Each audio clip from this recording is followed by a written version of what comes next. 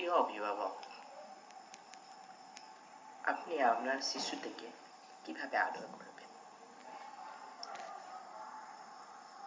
এই যে আমাদের বাড়িতে শিশুটির নানু নানা অথবা মামা পিসি ইত্যাদি আছে, আবার সময় চিপস চকলেট অথবা যাওয়ার সময় 50-100 টাকা দিয়ে যায়। এটা আসলে কি আদর? হ্যাঁ, অবশ্যই। কিন্তু এই যে 50-100 টাকা দিয়ে যায় বা চিপস কুরকুরি দিয়ে ভালোবাসা দেখায় শিশুটিকে, আমি বলবো যে এখানের মধ্যে একটা শিশুটির মধ্যে কুসংস্কার গড়ে উঠতে পারে। কেননা শিশু তার মনের মধ্যে একটা স্বাভাবিক প্রবৃত্তি এসে পড়ে যে বাড়ির কুটুম কেউ আসলে 50-100 টাকা দিয়ে যাবে, আর তার মনের মধ্যে টাকার প্রতি একটা লালসা বাড়ে। আমি বলবো যে শিশুটাকে যে আপনি টাকা দিবেন না, বা টাকা দিলেও যাওয়ার সময় শিশুটার সঙ্গে গল্প গুজব না করে শুধুমাত্র টাকা দিলে এটার মধ্যে আপনার আর শিশুটার মধ্যে কোনো সম্পর্ক রইল না। আপনি টাকা দিলে তার লগে একটা বন্ধুত্বপূর্ণ সম্পর্ক করতে লাগে। এটা সময়ের দাবি। আমরা যখন বড় হয়েছিলাম তখন বাবা আর আমার সাথে সম্পর্ক একটা দূরত্ব আসছিল, কিন্তু বর্তমান আধুনিক শিক্ষা বা বর্তমান সময়ের সঙ্গে দাবি যে শিশু এবং অভিভাবক এখন বন্ধুত্বপূর্ণ সম্পর্ক থাকতো। তো তার জন্য আপনি শিশুটিকে আদর করবেন, ভালোবাসা দিবেন, চকলেট দিবেন, কুরকুরি দিবেন বা টাকা পয়সা দিবেন, কিন্তু এটার চেয়ে বেশি জরুরি শিশুটার সঙ্গে আপনার সম্পর্কটা বন্ধুত্বপূর্ণ করা। তো মনে রাখবেন, টাকাটা বড় নয়, শিশুটার আর আপনার মধ্যে আন্তরিক সম্পর্ক যেটা গড় লবে এই সম্পর্কটাই হচ্ছে বড়। এরপরে আসবো শাসন সম্পর্কে। আমরা বলবো শিশুটি কোনো সময় যদি একটা খারাপ কাজ করে, সেই খারাপ কাজটার জন্য শিশুটিকে আমরা হয় থাপ্পড় দিই, মারি, তাহলে গালি দিই। আমি বলবো শিশুটিকে আপনি গালি দিবেন না, থাপ্পড় দিবেন না, মারবেন না। শিশুটির যখন রাগ কমে যাবে তখন তাকে সুন্দর করে বলবেন, তুমি এই কাজটা করার জন্য আমরা লজ্জা পেয়েছি অথবা আমরা দুঃখ পেয়েছি, তুমি এই কাজটা করতে লাগছিল না। দেখবেন শিশুটি তার ভুল বুঝিয়ে নিতে পারবে।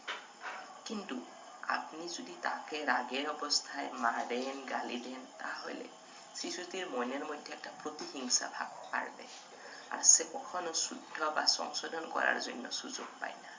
তো আসলে আমরা অভিভাবক বা বড়রা শিশুটিকে গালিগালাজ করি, মারধর করি, শিশুটির মধ্যে একটা প্রতিহিংসা তৈরি করে। তো এর জন্য আমি আপনাদের কাছে আবেদন রাখবো যে কোনো শিশুকে আপনারা মারবেন না, গালি দিবেন না।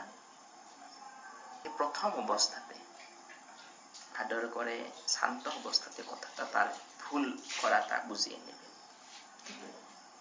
এখন কথা হলো, কোনো একটি শিশু যদি দ্বিতীয়বার ভুল করে তাকে আমরা কিভাবে অনুশাসন করব?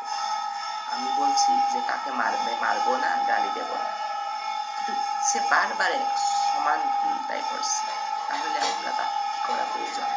উচিত পদক্ষেপ নেওয়া প্রয়োজন সংশোধনের জন্য। প্রথম কথা, একটি শিশুকে কিভাবে সংশোধন করা যায়, এটা সত্য কাহিনী বলবো। ছোট অবস্থাতে আমরা যখন ঘুম থেকে উঠি তখন মায় কলগেটে ব্রাশ দেয় আর মুখে দেয়, আর আমরা কোনো সময় কামড় দিয়ে থাকি। তখন মায়ে কি করে, ব্রাশটা আমরা বারবার ঘষাই দেয়। একদিন ঘষাইলো, সেকেন্ড দিনও সেম, আমরা ব্রাশটা কামড় দিতে থাকি। রোজ প্রায় 1 মাসের মতো বা কয়েক মাস পর্যন্ত আমরা কি করি, ব্রাশটা ভাঁজ হয়ে যায়, ব্রাশের মধ্যে যে প্লাস্টিকগুলো সেগুলি প্লাস্টিকগুলো ভাঁজ হয়ে যায় আমরা কামড় দিতে দিতে। কিন্তু এরপরে দেখা যায় যে আমার সকাল ঘুম থেকে উঠে আমি নিজে খোঁজ নিতে আরম্ভ করছি যে ব্রাশটা, এরপরে কলগেট নিজেই লয়েছি, এরপরে মুখে দিয়ে আর মার কোনো কিছু করা লাগছে না। এখন বড় অবস্থাতে আমরা মারা না যাওয়া পর্যন্ত বা দাঁত থাকা পর্যন্ত কি করব, ব্রাশ করব। এই অভ্যাসটা আমার মধ্যে করে উঠল। কিন্তু প্রথম অবস্থাতে মা কি করেছে, আমাকে ব্রাশ দিছে, নিজে চেষ্টা করেছে। এর মানে যদি মা ছোট অবস্থাতে আমাকে কেন কামড়েছ রোজ মারতো, আমার মধ্যে সংশোধন হবে, হতো না। কিন্তু মা কি করেছে, আমাকে রোজ নিজেই খসাইয়া দিছে।